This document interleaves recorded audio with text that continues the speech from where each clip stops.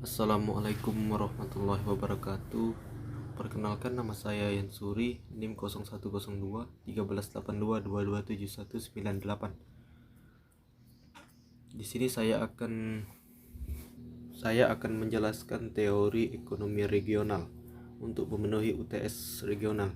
Ekonomi regional adalah cabang ilmu ekonomi yang memasukkan unsur lokasi ke dalam ilmu ekonomi tradisional. Terdapat tujuan dan manfaat. Tujuannya menciptakan full employment, adanya economic growth, terciptanya stabilitas harga untuk menciptakan rasa aman atau tentram dalam perasaan masyarakat, terjaganya kelestarian lingkungan hidup, pemerataan pembangunan dalam wilayah, penetapan sektor unggul wilayah, dan membuat keterkaitan antar sektor yang lebih serasi dalam wilayah sehingga menjadi bersinergi dan berkesinambungan, pemenuhan kebutuhan pangan wilayah. Selanjutnya, manfaat makro, bagaimana pemerintah pusat dalam menggunakannya untuk mempercepat laju pertumbuhan ekonomi ke seluruh wilayah. Manfaat mikro dapat membantu perencanaan wilayah, menghemat waktu dan biaya dalam proses menentukan lokasi suatu kegiatan atau proyek. Persoalan utama yang dibahas dalam ekonomi regional adalah menjawab pertanyaan where, when, for whom, dan what. Yang pertama, where, yaitu di mana lokasi dari berbagai kegiatan tersebut. Dalam ilmu ekonomi regional, untuk memecahkan masalah khusus yang terpaut dengan pertanyaan di mana diabaikan dalam analisis ekonomi tradisional. Ilmu ekonomi regional menjawab di wilayah mana suatu kegiatan sebaiknya dapat dilaksanakan. Berikutnya, when, kapan berbagai kegiatan tersebut dilaksanakan. Pertanyaan ini dijawab dengan menciptakan teori ekonomi dinamis dengan memasukkan unsur waktu dalam analisis. Sejalan dengan itu keluarlah teori-teori tentang pertumbuhan ekonomi seperti tahap-tahap pertumbuhan Rostow. Berikutnya, for whom, untuk siapa atau bagaimana pembagian hasil dari kegiatan memproduksi barang tersebut. Hal ini bersangkut paut dengan pengaturan sistem balas jasa, sistem perpajakan subsidi, bantuan kepada fakir miskin, dan lain-lain. Selanjutnya, what, barang apa yang harus diproduksi dengan berapa banyak. Hal ini bersangkut paut dengan kekuatan permintaan dan penawaran yang ada dalam masyarakat. Teori lokasi dan neoklasik. Mengapa suatu perusahaan memilih lokasi tersebut untuk mendirikan pabrik? Apakah karena lokasi tersebut lebih dekat dengan pasar? Apakah lebih dekat dengan sumber daya? Atau apakah karena faktor-faktor lain? Tujuannya adalah memaksimumkan profit. Faktor penentu teori lokasi industri. Sebagian faktor yang perlu dipertimbangkan dalam menentukan sebuah lokasi industri diantaranya: 1. Tenaga kerja, 2. Sumber energi, 3. Modal, 4. Bahan mentah, 5. Transportasi, 6. Perangkat hukum, 7. Pasar, 8. Teknologi yang digunakan, 9. Keadaan lingkungan. Selanjutnya, teori klasik dan neoklasik menurut Weber. Teori lokasi industri pada dasarnya merupakan suatu ilmu yang mempelajari tentang lokasi secara geografis serta pengaruhnya terhadap berbagai macam usaha dan kegiatan. Alfred Weber, seorang ahli ekonomi, geografis, dan sosiologis asal Jerman, mengemukakan sebuah teori tentang penentuan lokasi industri pada tahun 1909 yang kemudian menjadi titik awalnya pemikiran industri modern mengenai studi dan analisis penentuan lokasi industri. Teori lokasi industri yang dikemukakan oleh Alfred Weber adalah memperhitungkan beberapa faktor spasial mengenai ruang atau tempat untuk menemukan lokasi yang optimal dan biaya yang minimal untuk pembangunan pabrik. Menurut Alfred Weber, faktor penentu lokasi industri dapat digolongkan menjadi 2 faktor utama. Di antaranya, faktor regional. Setelah melakukan penelitian tentang struktur biaya dari berbagai industri, Weber mengambil kesimpulan bahwa biaya produksi bervariasi pada suatu tempat dengan tempat lainnya. Menurut Weber, terdapat suatu faktor hukum regional yang mempengaruhi biaya produksi. Kedua faktor umum regional tersebut diantaranya biaya transportasi. Biaya transportasi memegang peranan yang sangat penting dalam menentukan lokasi industri. Yang kedua, biaya tenaga kerja. Biaya tenaga kerja atau labor cost juga merupakan terpenting dalam penentuan lokasi pabrik. Dua, faktor aglomerasi dan deglomerasi. Deglomerasi adalah faktor-faktor yang menyebabkan pabrik atau industri meninggalkan lokasi tertentu. Faktor deglomerasi adalah faktor yang tersebut diantaranya seperti naiknya pajak daerah, berkurangnya tenaga kerja yang terampil, kurangnya tanah untuk industri, serta faktor-faktor yang menyebabkan tingginya biaya operasional lainnya. Contoh dari teori klasik dan neoklasik menurut Weber.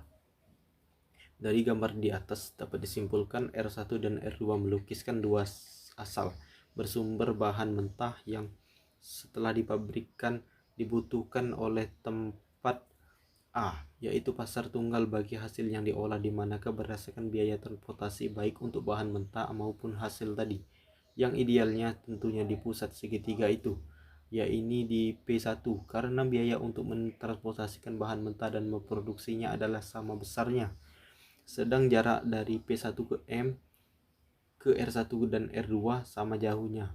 Jadi demi less cost, maka lokasi pabrik tepatnya di R1. Keterangan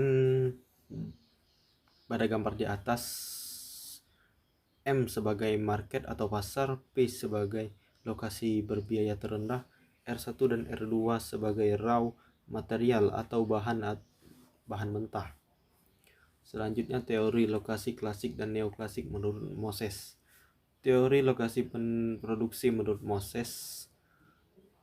Pada teori lokasi Weber dan Loudon, input M1 dan M2 adalah konstan untuk setiap M3 yang diproduksi, rasio selalu tetap. Namun untuk mencapai efisiensi yang lebih tinggi, terkadang perusahaan mendistribusikan suatu input dengan input yang lebih murah. Moses menggunakan garis LG agar jarak terhadap pasar selalu konstan, sehingga yang menjadi variabel adalah rasio antar input. Pendekatan ini diciptakan untuk envelope budget constraint yang merupakan fungsi biaya yang dari kedua input M1 dan M2.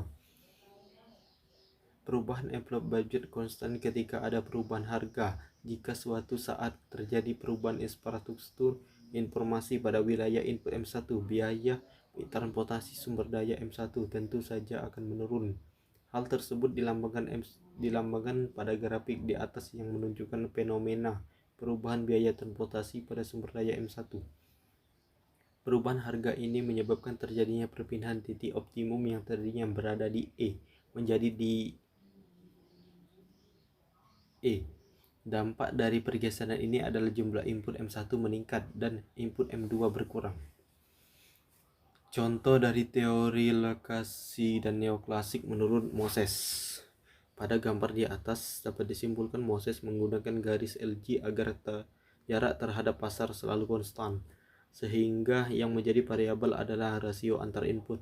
Pendekatan ini menciptakan suatu envelope budget constraint yang merupakan fungsi biaya dari kedua input M1 dan M2.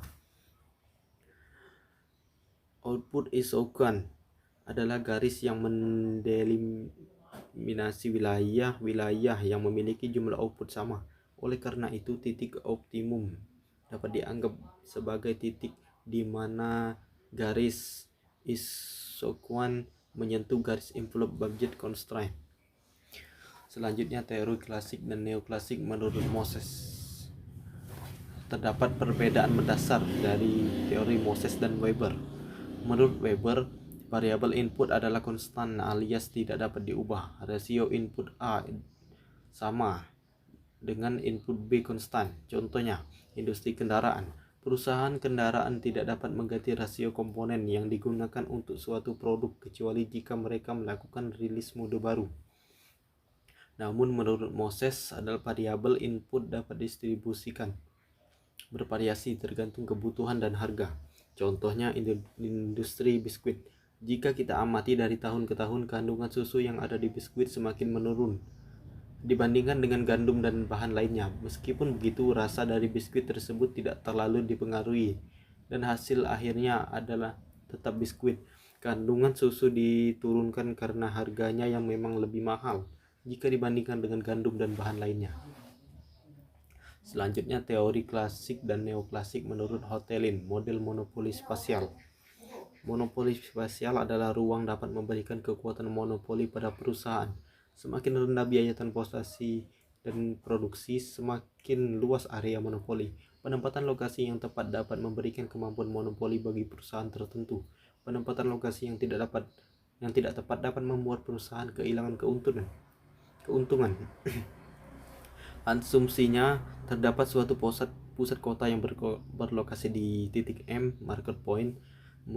Semua komoditas pertanian diperdagangkan di pusat kota ini. Seluruh lahan dimiliki oleh tuan tanah. Tuan tanah akan menyewa tanah kepada penyewa yang membayar sewa paling tinggi. Semua petani memproduksi produk pertanian yang sejenis dengan teknologi produksi yang sama dan perbandingan yang tetap antara input lahan dan input non lahan. Perbandingan yang tepat menunjukkan tidak adanya saling subsidi antara input lahan dan input non lahan. Kesuburan lahan dianggap merata di semua lokasi. Terdapat kebebasan untuk keluar masuk pasar pertanian sehingga laba yang diperoleh adalah laba normal. Misalkan seorang petani menanam gandum dan mampu menghasilkan 1 ton dari 1 hektar yang ditanam. Petani tersebut menggunakan input lahan dan non lahan, tenaga kerja, input bibit, obat-obatan dan lain-lain adalah proporsi tetap. Contoh dari teori lokasi klasik dan neoklasik menurut Hotelin, model monopoli spasial. Dari gambar di atas, jika diasumsikan bahwa tidak ada biaya transportasi, maka perusahaan A dapat mendominasi seluruh pasar. Namun hal ini hampir tidak mungkin terjadi di dunia nyata. Terdapat 2 ketetapan umum mengenai kekuatan monopoli perusahaan yang disebabkan oleh faktor geografis keuangan, yaitu semakin besar biaya transportasi, maka semakin besar pula kekuatan monopoli dari perusahaan. Semakin jauh jarak antara perusahaan, maka semakin besar pula kekuatan monopoli dari perusahaan tersebut. Dari gambar di atas, A dan B sama dengan lokasi perusahaan. A kecil dan B kecil sama dengan biaya produksi. Dari kesimpulan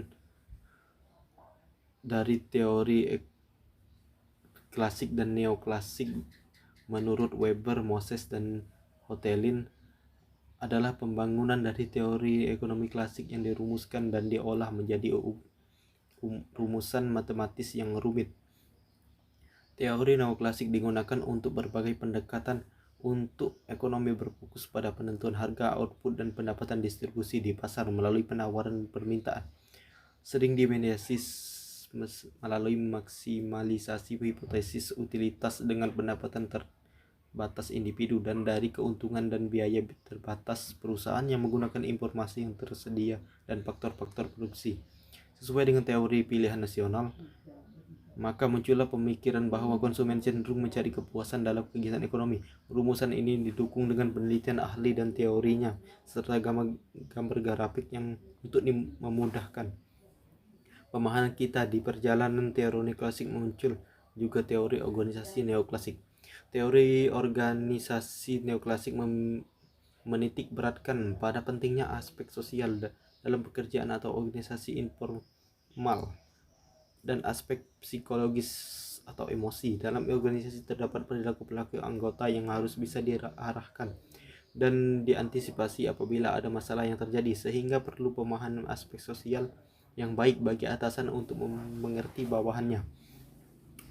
Mungkin hanya itu saja yang dapat saya sampaikan, kurang lebihnya saya mohon maaf.